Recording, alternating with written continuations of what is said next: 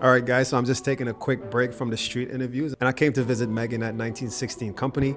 They have a location here in Design District, so we're gonna take a look at 5 pieces, and she's gonna explain, some details about each. So let's go. So we're gonna first start off with the JLC reversal. Yeah.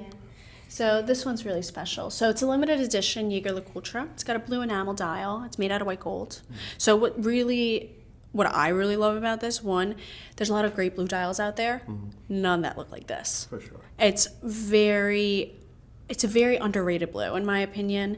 And again, it's got the reverso. So we've got the two sides, right? If you want to be business, classy, professional, you've got the watch on the one side. You do a quick flip, and then we've got the white gold back to protect it. Again, really paying an homage to what the reverso really is. Right now, we've got a lot of dual faces out on the market, but this really speaks to its classic and, to its heritage, right? We've got the plain back for the polo players, right? So if you want to hide the watch, be a little more stealth, you've got the white gold on the back, which you can engrave, make it nice and personal and special for you, or you can leave it as is. I mean, it's beautiful. It's a classic.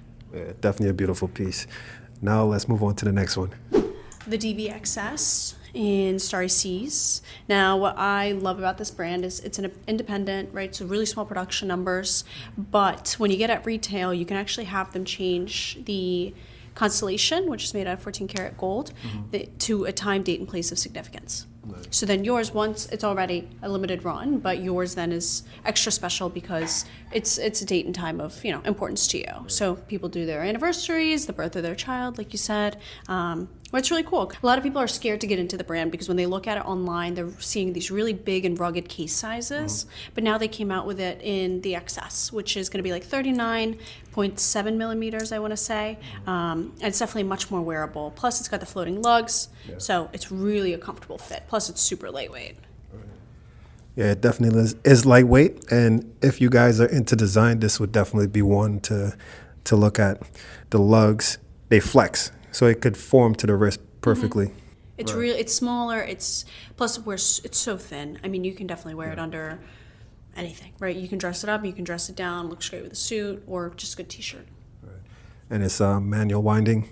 That's really nice. You don't come across that often. No, definitely not. Like I'll never spot that on the streets. Yeah.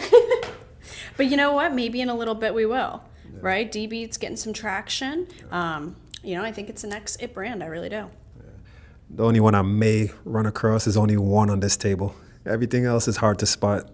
People just don't know. They don't have good taste. I think I know which one you're referencing. Yeah. And the JLC, I love the JLC. I've always had my eyes out to try and pick one up, especially on the vintage end. And I think on the vintage side, they're a little bit smaller too on the case. Yeah, and you know what? I think we're noticing that, right? This year has definitely been the year of smaller watches. People are reaching for yellow gold. Right, the market's tired, right? We've been paying an arm and a leg for stainless steel and 40, 42 millimeter watches, and now people are kind of getting into that stealth wealth, right? They're seeing the value in vintage and in smaller case sizes, right? I think also a lot of, the people that I've chatted with, they're sharing their watches, right? It's no longer just, a guy's hobby, right? Their wives want to get into it, and so they're justifying it with some smaller watches that maybe both partners can wear. Exactly. But I think it's fun. Yeah, I just actually interviewed a couple. They both had some amazing pieces. The husband had an AP Royal Oak chronograph, and she had a two-tone Daytona, and they pretty much shared the Daytona. Yeah. She has a small wrist, so they pretty much have to put links, exchange links. Sure. But yeah, it's nice to share watches. Yeah, definitely. I mean, it makes it more special and it's more fun.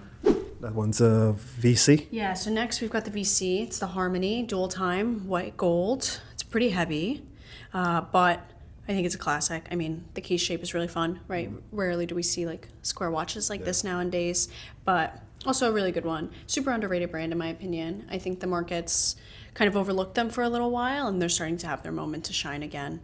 Really fun. The sub-dials, yeah. VC's always had my attention, especially the 222. Yeah. I really want one. Can't go wrong with a 222. Do you want it in steel or white or yellow gold? Both. Yeah. I'm open to both, whether, as long as I could afford it. You're right. No, I mean, that's why we need grail pieces. We'll work our way there. For sure. It's a nice piece. Now for the next one, For the next it's one, we've got one the of my Snoopy. one of my favorite watch brands, Omega.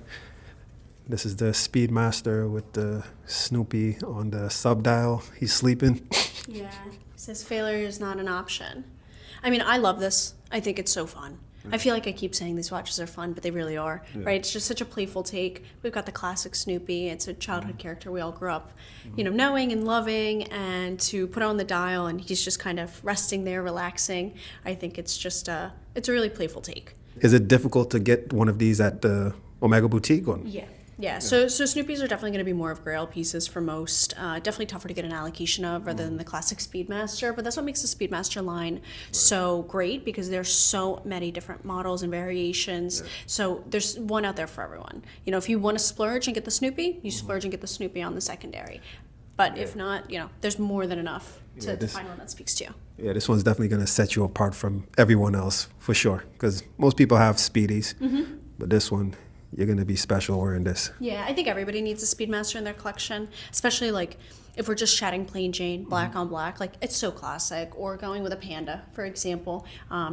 It's a really sporty watch that you can definitely dress up and dress down, but one of those that if you take the extra moment to really look at it and pay attention to the detail, you'll really appreciate it. Great, perfect. And for the last one, Last but certainly not least, we've got the DB28. It's a special edition. It's got a 6-day power reserve. I mean, I personally love this mint strap. Some people love it, some people hate it. I think it's a killer combo. definitely for a woman. You think? Yeah. I think it's just so Miami-esque. I think anyone can wear it. But, this one, it's definitely going to be a bit bigger. Like I had mentioned, with the Starry Seas, right? Like, not a lot of people want to get into DB because they're worried about the case size. This is a 43 millimeter, but it doesn't wear like a 43 because, again, it's got the floating lugs. It's going to form to your wrist. It's going to look a bit bigger laying out flat on the table than it is, when you're actually wearing it. But I have to say, it's probably one of the most comfortable watches you can wear. Yeah. And on the leather strap, it makes it look smaller as well. Because if it had the metal bracelet, it probably would look larger. Yeah, I agree with you. But I think also, like, because there's not much color going on in this style, you can really play around with the strap that you put it on and, make it comfortable to you and showcase who you are as an individual and a collector, right? I think putting on a new strap on a watch gives it a whole new life. And so I always tell my clients, like, hey, before you think you want to sell it, just try throwing a new strap on it. For sure. It really gives it a breath of fresh air. Yeah, I've said that to people as well. Even for me, with this Omega Constellation, I got a little tired of it with the black leather, and I put the beads of rice now, and it's like a whole new watch. Yeah, I mean, it looks great. Yeah. I'm an Omega gal, so I love it. All right, well, thanks for sharing, and enjoy the rest of your day. Thanks. You as well. All right.